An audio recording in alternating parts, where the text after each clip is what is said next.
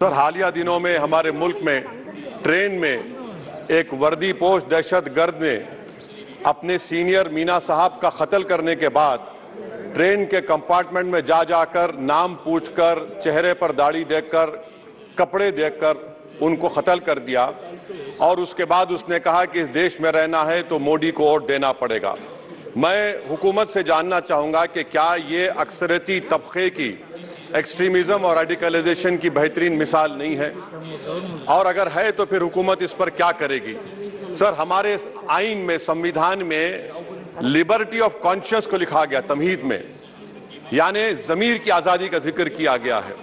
मैं हुकूमत से और ख़ास तौर से वज़ीर आज़म से जानना चाहता हूँ कि कहाँ गया इस हुकूमत का ज़मीर, कॉन्शियस जिसको अंग्रेजी में कहते हैं, जब नूह में 750 इमारतों को बगैर ड्यू प्रोसेस फॉलो किए उनके इमारतों को मुनज़्ज़म कर दिया गया, और इसलिए कि वो मुसलमान थे, पूरे के पूरे इलीगल थे। इसीलिए पंजाब के हाई कोर्ट, हरियाणा के हाई कोर्ट ने कहा कि ये एथनिक क्लेंसिंग है। तीसरा, सर, मणिपुर के ताल्लुक से कल बड़ा लंबा जवाब वजीर दाखिला ने दिया। सर, आसाम राइफल के ऊपर केस बुक हो जाता है, FIR हो जाता है। क्या हो रहा है वहां पर? कहां गया आपका कॉन्शियस, कहां गया आपका जमीर, जब वहां की महिलाओं की अस्मत रेजी की जा रही है? और आप मुख्यमंत्री को नहीं हटाना चाहते इसलिए क्योंकि वो कोऑपरेट कर रहा है।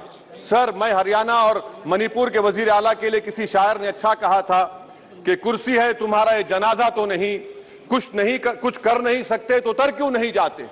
आखिर कहां गया? उन ताबूतों में खो गया कि आपका कॉन्शियस, आपका जमीर, जहां पर 50,000 लोग बेघर हो गए, यानी 6 लाख हथियारों को लूटा जा रहा है।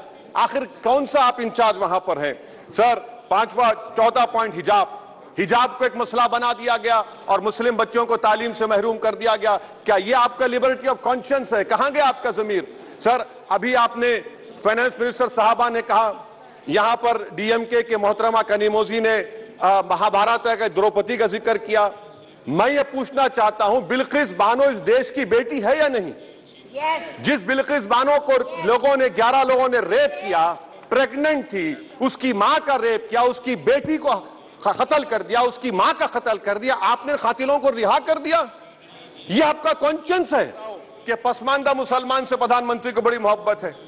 यह कौन सी आपकी मोहब्बत है पसमानदा, जो आपका एक मुसलमान मिनिस्टर नहीं है वहां पर?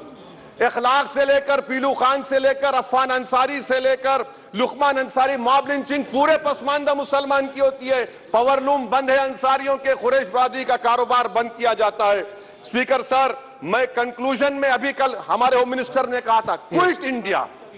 अगर इनको मालूम हो जाए कि क्विट इंडिया का नारा एक मुसलमान ने दिया था तो वो भी नहीं बोलेंगे, वो नहीं मालूम था उनको। उसका मैं कंक्लूड कर रहा हूं, उसका नाम यूसुफ मेहर अली था। सर, यूसुफ मेहर अली ने क्विट इंडिया का नारा बनाया, जिसको महात्मा गांधी ने सारे देश में एक पैगाम किया।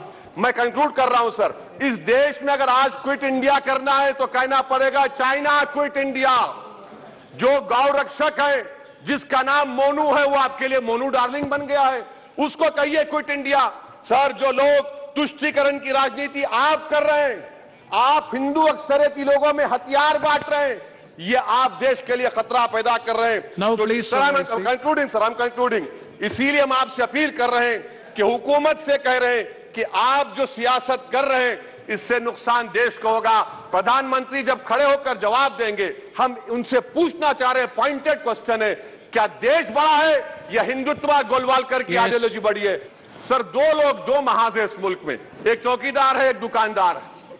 एक चौकीदार, एक दुकानदार है। जब जुल्म हम पे होता कोई मुंह नहीं खोलते।